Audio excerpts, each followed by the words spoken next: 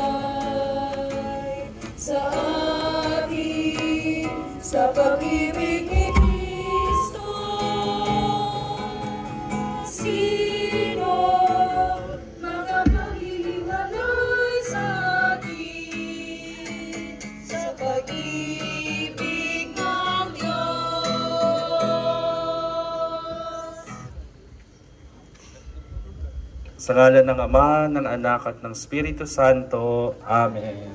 Maraming salamat po sa lahat ng mga nakiisa sa ating sambayanang daan ng krus, lalo na sa mga pamilyang tumanggap ng mga istasyon at sa mga hindi na late. Amen. Kain na po tayo.